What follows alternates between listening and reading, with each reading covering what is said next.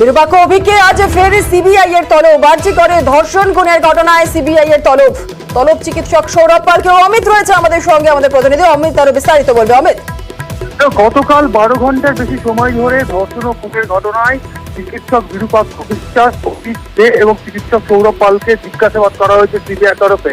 এবং কালকে জিজ্ঞাসাবাদের সাথে সাথে কালকেই তাদের হাতে নোটিশ দেওয়া হয় এবং আজকে তাদেরকে ফের তলব করা হয়েছে এবং বেলা 11টা নাগাদ সিবিআই দপ্তরে তাদেরকে আজকে আবার হাজিরা দিতে বলা হয়েছে, এমনটা কিন্তু সিবিআই সূত্রে খবর। গত পরশুদিন সন্দীপ ঘোষ এবং অভিজিৎ মন্ডল, যাদেরকে কনস্পিরেসি অভিযোগে গ্রেফতার করা হয়েছে, তাদের কোর্ট প্রোডাকশন ছিল এবং ওই দিন কোর্টে সিবিআই তরফে আদালতে জানানো হয়েছিল যে এই ঘটনায়, ধর্ষণ ও খুনের ঘটনায় তারা বেশ কিছু ক্লোজ থেকে ক্যামেরার ফুটেজ তারা পেয়েছেন আর্জি করে। সেখানে বেশ কিছু ব্যক্তি বা সন্দেহভাজনকে তারা সেখানে চিহ্নিত করেছেন এবং একই সঙ্গে সন্দীপ ঘোষের মোবাইলে বেশ কয়েকজনের ফোন এসেছিল ওই ঘটনার দিন। সেই সমস্ত ফোন কলের সূত্র ধরে আরো বেশ কয়েকজনকে তারা চিহ্নিত করতে পেরেছেন। তাদেরকে তলব করে এই তদন্তের মামলায় জিজ্ঞাসাবাদ করতে চাইছে সিবিআই আধিকারিকরা।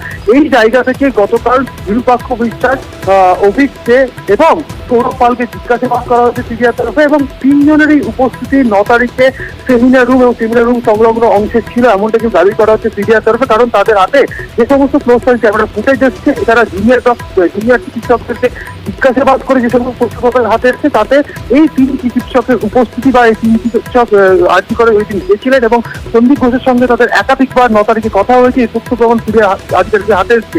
সেই জায়গা থেকে আবারও তাদেরকে আজকে তলব করা হয়েছে এবং তাদের স্টেটমেন্ট তারা রেকর্ড করতে চাইছেন। কারণ তদন্তের ক্ষেত্রে যে বৃহত্তর ষড়যন্ত্রের কথা বলা হচ্ছে সিবিআই তরফে, সেই বৃহত্তর ষড়যন্ত্র ইতিমধ্যে অভিজিৎ মন্ডল, যিনি চালা থানার ওসি, এবং সন্দীপ ঘোষ, যিনি প্রাক্তন অধ্যক্ষ, তাই গ্রেফতার করা হয়েছে। এবং সেই সমস্ত সূত্র ধরেই তাদের ফোন কলের সূত্র ধরে আর বিভিন্ন ব্যক্তিদের কিন্তু চিহ্নিত করা হয়েছে, তাদের জিজ্ঞাসাবাদ চলছে।